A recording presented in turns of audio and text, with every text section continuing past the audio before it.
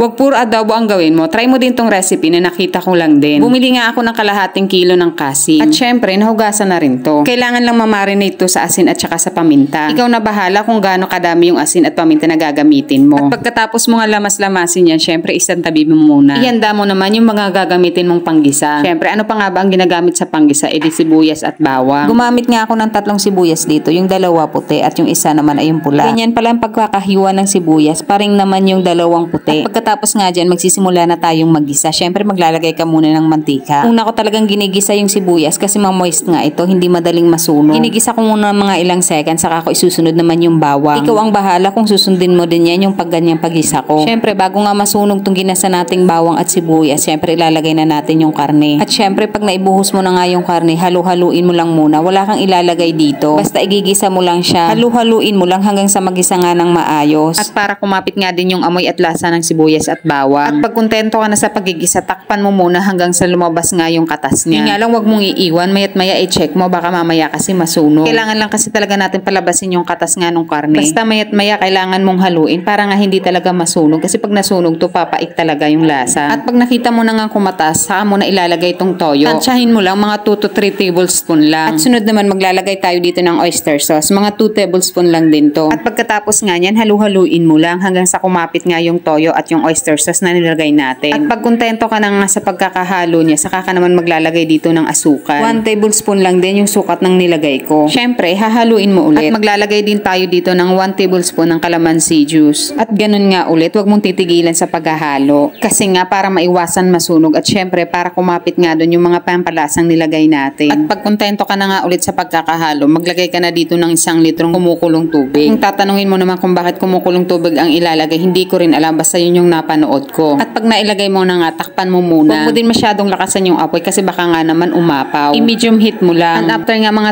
30 minutes, tingnan mo kung lumambot na yung karne. At sa mga oras na nga ito, ay medyo nabawasan din yung sabaw niya. Kaya hinalo-halo ko muna kasi baka mamay dumikit na dun sa ilalim. At saka ako nga tinusok ng tinidor pero hindi pa ako kontento kasi lumalaban pa yung karne. Kaya nagdagdag ako ng tubig. At pinakulaan ko ulit ng ilang minuto. At nang nakontento na nga ako sa lambot ng karne, saka ako na binuhos tong mga sibuyas. More sibuyas nga, more fun. Mas malasa kasi talaga pag madami yung sibuyas. Dating gawin nga ulit, syempre kailangan mong halu-haluin. At sa mga oras na din na to, wag mo nang tatakpan, basta halu-haluin mo na lang hanggang sa maluto nga yung sibuyas. Basta alalay ka na lang din sa apoy para hindi naman matuyo yung pinaka-sauce niya. Habang inaantay mo nga maluto tong sibuyas, naku, siguraduhin mong nakapagsaing ka na. Kasi naku, sigurado talaga mapapadami ka ng kain dito. O siya, ano pang inaantay mo? Naku, gayahin mo na din. O diba, napakadali lang. Hindi pa mahirap hanapin yung mga ingredients. O siya, hanggang sa susunod, maraming salamat ulit sa panonood. Sana may natutunan ka.